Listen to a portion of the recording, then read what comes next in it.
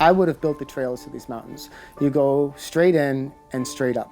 There's no switchbacks, there's no easy way to the top. You just kind of walk in on a flat till you get to the base of the mountain, then you start climbing up, very often next to a stream, because the original trails followed streams because you need water when you hike, and that was the easiest entry into there. People say, well, I spent the whole day looking at my feet. Well, yeah, because there's mud, there's rocks, there's roots. They'll trip you up. They'll try to grab you. They'll try to stop you from getting to the top, or at least challenge you to say, we're not going to make this easy.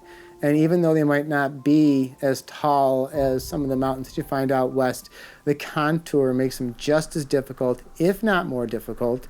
And you know, whether you're out west and you have a 5,280-foot climbing day, or whether you're in the Adirondacks and you have a 5,280-foot climbing day, you're still climbing a mile into the sky, whether you're doing it from 1,000 to 5,000 or from 10,000 to 14,000. So in that context, there isn't a huge difference once you take out the altitude effect. I love the trails here, and I love that about them, that they have that ruggedness, because when you're out here, you are so far away from everything, and I guess it would seem out of place to have such a maintained trail. So to me, our trails make perfect sense, and our ideas of what a maintained trail is. I can't say for sure that other people in Colorado or Maine or the Sierras in Nevada and California don't feel the exact same way about their range. I don't know. But I have read a lot over the years about people falling in love with the Adirondacks, going elsewhere and saying it doesn't compare to the Adirondacks. Why is that? I don't know. I really think it's the diversity here. It's the fact that it's not all aspen trees, or it's not all bald summits. It's a stream, and around the corner is a birch forest. And then around the next corner is a steep climb up. And then around that corner, you're in small pines and a level stretch. And then you break into the open. There is so much that happens on a 3-mile trail from the campsite to the top of the mountain that it's always interesting. In the Adirondacks, the high peaks, they ask a lot of you, but they give a lot in return.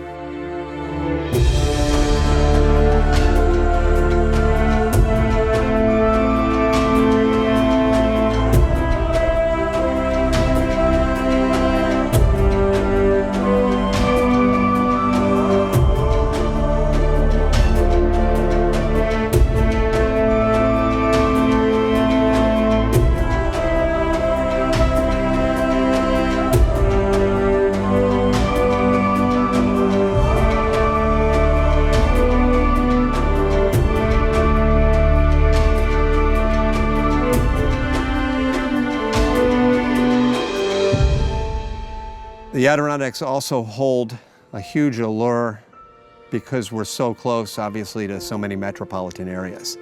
The contrast of being on Park Avenue and 5 hours later being in the Santanonis is something really you don't get out west, where you have to drive 12 hours just to get somewhere remotely different. So that's always been kind of spectacular.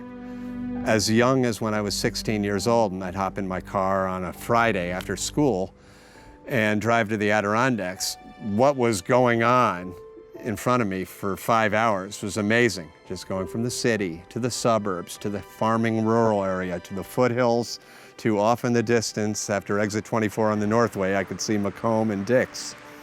That's a great transformation that, actually, I still get excited when I do that.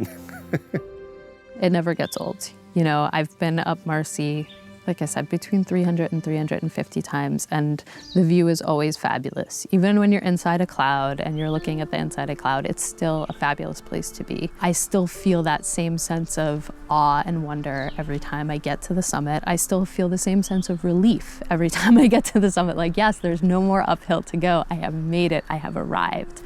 But that is one of the things that I love about working in a fabulous setting. You don't get tired of looking at what you see.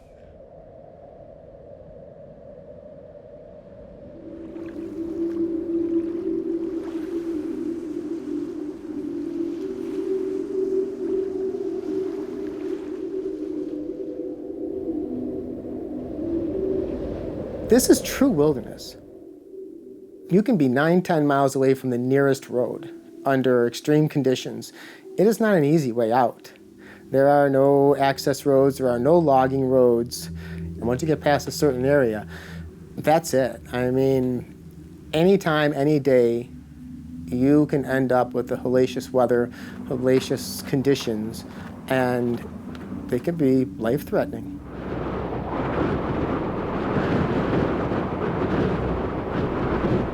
Without, giving you the Ranger Peter Fish safety lecture about how you should be prepared, the attitude I think that someone first setting out on an Adirondack hike should be that this is not going to be easy, that you better have some idea of where you're going and what the trail is going to be like. And that's it. Constantly, people, it's only a day trip. And it so often isn't. Or it's only a, and it so often it isn't. These mountains are tough. These mountains are damn tough. And I just enjoyed the challenge more than anything else. It wasn't as, climbing the 46 was great, and I definitely wanted to finish. But I looked forward to the next time I got to sweat my butt off, climb hard, and get to the top of a mountain. It was great if I could get a view up at the top of the mountain, but just getting to the top of the mountain and just being someplace different or someplace special and unique, that was really my main motivation.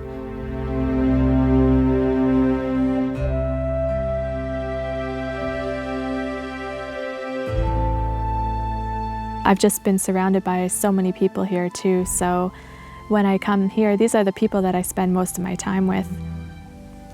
When I'm at home, mostly I'm working, so I'm with coworkers, but the majority of my free time is spent here with these people, so it's definitely started to feel like home, and a lot of times we refer to it as home, going home. Not just me, but the people I hike with as well.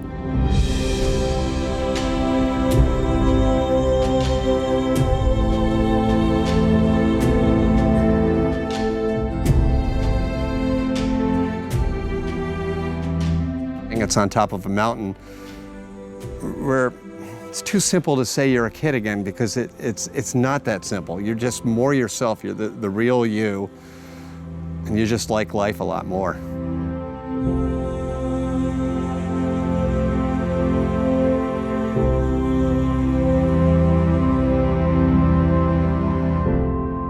It's just a feeling, when you're here and you're comfortable and you love someplace and it's where you want to be, then yeah, you do start to think of it as home.